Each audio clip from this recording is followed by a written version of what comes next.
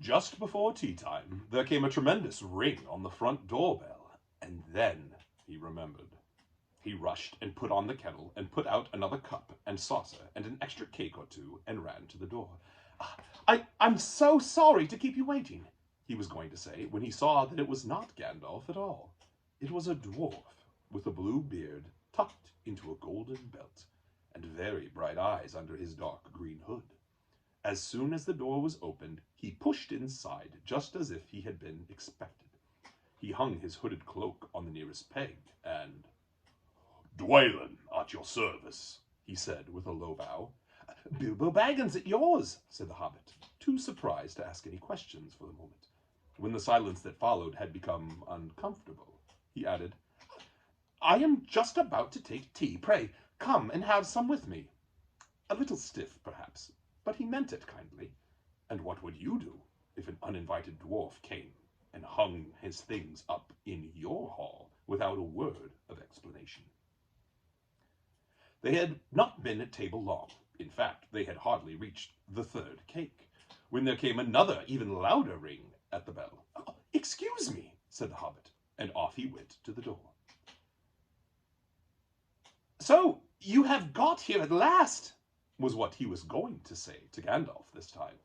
But it was not Gandalf. Instead, there was a very old-looking dwarf on the step with a white beard and a scarlet hood, and he too hopped inside as soon as the door was open, just as if he had been invited. "I see they have begun to arrive already," he said, when he caught sight of Dwalin's green hood hanging up. He hung his red one next to it and said, "Oh, Balin, at your service," he said, with his hand on his breast. "Thank you," said Bilbo with a gasp. It was not the correct thing to say, but "they have begun to arrive" had flustered him badly. He liked visitors, but he liked to know them before they arrived, and he preferred to ask them himself. He had a horrible thought that the cakes might run short, and then he, as the host, he knew his duty and stuck to it painfully. He might have to go without.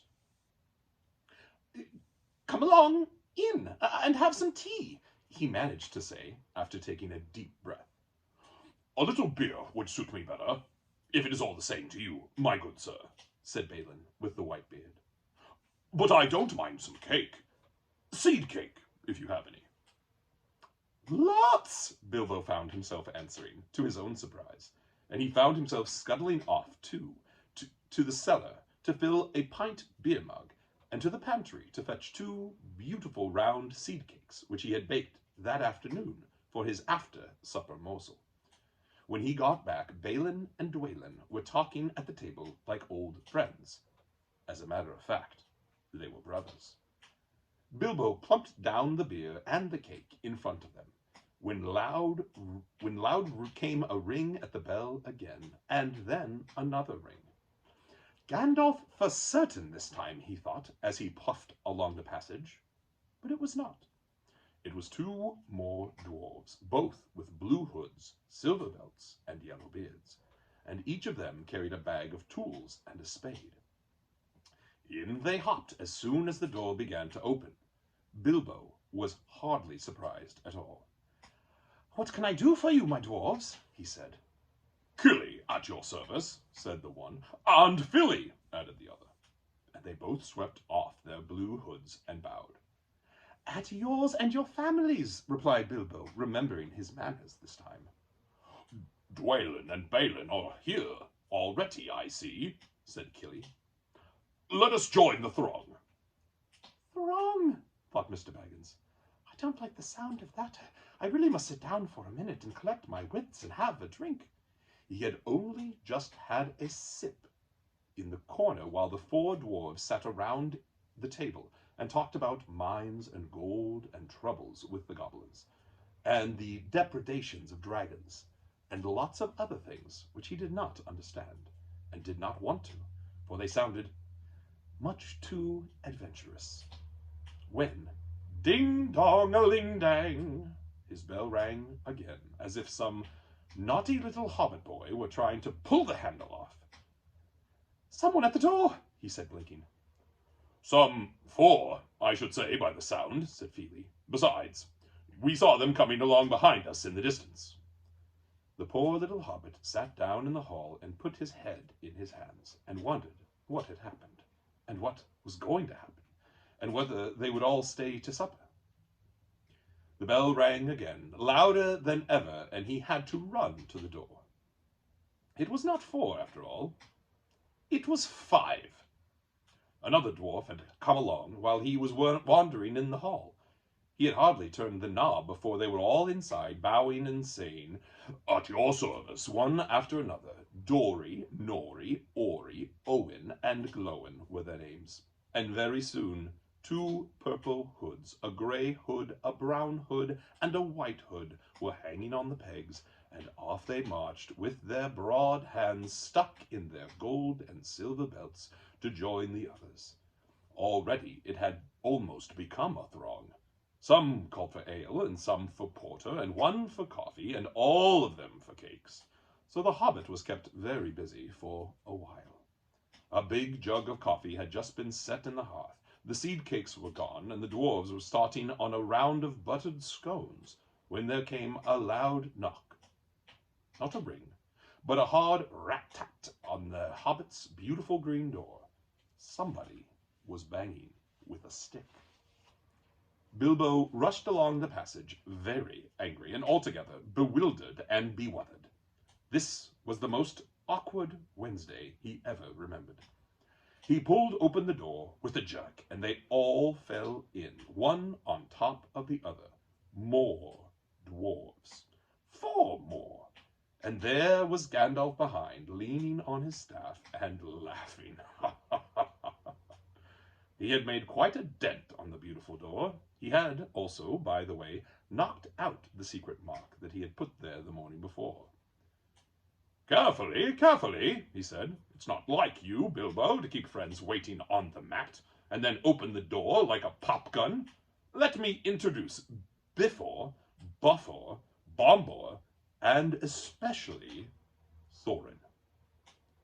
"At your service," said Bifur, Buffer, and Bombur, standing in a row. Then they hung up 2 yellow hoods and a pale green one, and also a sky blue one with a silver tassel. This last belonged to Thorin, an enormously important dwarf. In fact, no other than the great Thorin Oakenshield himself, who was not at all pleased at falling flat on Bilbo's mat with Bifur, Boffer, and Bombur on top of him. For one thing, Bombur was immensely fat and heavy. Thorin, indeed, was very haughty, and said nothing about service.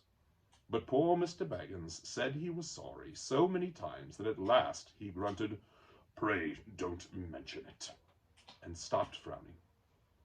"Now we are all here," said Gandalf, looking at the row of 13 hoods, the best detachable party hoods, and his own hat hanging on the pegs. "Quite a merry gathering. I hope there is something left for the late-comers to eat and drink. What's that? Tea? No, thank you. A little red wine, I think, for me." "I'll join you, Gandalf." "And for me," said Thorin. "And raspberry jam and apple tart," said Bifur. "And mince pies and cheese," said Boffer. "And pork pie and salad," said Bombur. And more cakes and ale and coffee, if you don't mind," called the other dwarfs through the door. "Put on a few eggs there. There's a good fellow," Gandalf called after him as the hobbit stumped off to the pantries. "And just bring out the cold chicken and pickles." "Seems to know as much about the inside of my larders as I do myself," thought Mr. Baggins, who was feeling positively flummoxed, and was beginning to wonder whether a most wretched adventure had not come right into his house. By the time he had got all the bottles and dishes and knives and forks and glasses and plates and spoons and things piled up on big trays, he was getting very hot and red in the face and annoyed. "Confiscate and be bother these dwarfs," he said aloud. "Why don't they come and lend a hand? lo and behold, there stood Balin and Dwalin at the door of the kitchen, and Fili and Kili behind them. And before he could say knife, they had whisked the trays and a couple of small tables into the parlor and set out everything afresh. Gandalf sat at the head of the party with the 13 dwarves all around, and Bilbo sat on a stool at the fireplace, nibbling at a biscuit. His appetite was quite taken away, and trying to look as if this was all perfectly ordinary and not in the least an adventure. The dwarves ate and ate, and talked, and time got on. At last they pushed their chairs back, and Bilbo made a move to collect the plates and glasses. I suppose you will all stay to supper?" he said in his politest, unpressing tones. "Of course," said Thorin. "And after? We shan't get through the business till late. And we must have some music first. Now, to clear up." Thereupon, the 12 dwarves, not Thorin, he was too important, and stayed talking to Gandalf, jumped to their feet, and made tall piles of all the things. Off they went, not waiting for trays, balancing columns of plates, each with a bottle on the top, with one hand, while the Hobbit ran after them, speaking, almost squeaking with fright. Please be careful, and please don't trouble. I can manage." But the dwarves only started to sing. "Chips the glasses and crack the plates, blunt the knives and bend the forks. That's what Bilbo Baggins hates. Smash the bottles and burn the corks.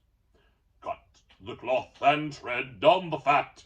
Pour the milk on the pantry floor. Leave the bones on the boardroom mat. Splash the wine on every door.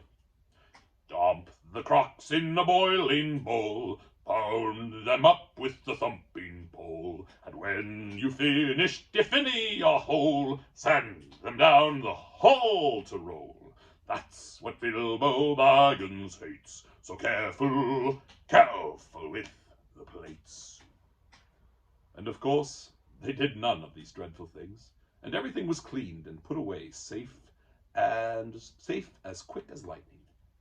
While the Hobbit was turning round and round in the middle of the kitchen, trying to see what they were doing, then they went back and found Thorin with his feet on the fender, smoking a pipe. He was blowing the most enormous smoke rings, and whenever he told one to go, it went up the chimney, or behind the clock on the mantelpiece, or under the table, or round and round the ceiling. But wherever it went, it was not quick enough to escape Gandalf. Pop! He sent a smaller smoke ring from his short clay pipe straight through each one of Thorin's. Then Gandalf's smoke ring would go green and come back to hover over the wizard's head. He had quite a cloud of them about him already, and in the dim light, it made him look strange and sorcerous. Bilbo stood still and watched. He loved smoke rings, and then he blushed to think how proud he had been yesterday morning of the smoke rings he had sent up the wind over the hill. "Now for some music," said Thorin.